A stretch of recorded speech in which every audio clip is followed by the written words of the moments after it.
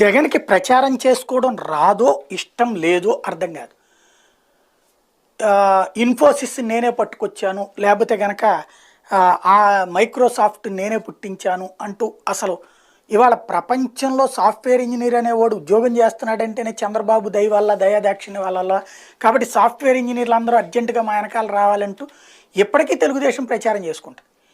అంబానీ అదానీలు వస్తుంటే బాబు అంటే అంత భయం భక్తి అందుకోసమే వస్తున్నారంటూ అప్పట్లో ప్రచారం చేసి, అదే అదానీ ఆంధ్రాకి సైలెంట్గా వచ్చేసి జగన్ ఇంట్లో భోంచేసి 2-3 గంటలు ఉండిపోతే వస్తున్నాడని ప్రచారం లేదు, వచ్చేళ్ళాక ప్రచారం లేదు.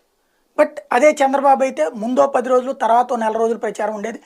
కట్టలు సూట్ కేసులు మోసుకుని వచ్చేస్తున్నారు, ఇక్కడ పెట్టుబడులు పెడుతున్నారన్న ప్రచారం చేసేవాళ్ళు. అప్పుడు డేటా సెంటర్, ఇప్పుడు అప్డేట్ అవుతుంది. అలాగే అదానికి సంబంధించిన కరెంటు ప్లాంట్లు పెడుతున్నాడు, ఇక్కడ పవర్ ప్లాంట్లు. అట్లాగే 2 పోర్టులు కొన్నాడు. అయినా ఇక్కడ పెట్టుబడులు అన్నది చెప్పుకోవడం రాష్ట్ర ప్రభుత్వానికి చేత కాదు. అదానికి దోచి పెడుతున్నారని వాళ్ళు రాస్తారు. ఇది ఒక ఎత్తు అయితే, ఇన్ఫోసిస్ బాబున్న 5 ఏళ్లలో రానటువంటిది ఇప్పుడు విశాఖకు వస్తుంది. ఇది కూడా జగన్ గొప్పతనం ఏం కాదు. విశాఖ బాగుంది, ఇదివరకు హైదరాబాద్కి వచ్చినా అంతే. బాబు గొప్పతనం ఏం కాదు. వస్తామని అడిగితే ఇవ్వటం, లేదా వెళ్ళి అడగటం. అప్పట్లో బాబు వెళ్ళి అడిగారని వీళ్ళు చెప్తారు, ఇప్పుడు వీళ్ళు వెళ్ళి అడగకుండానే వస్తామన్నారు. విశాఖపట్నం ఇన్ఫోసిస్ కార్యాలయం రెడీ అయిపోయింది.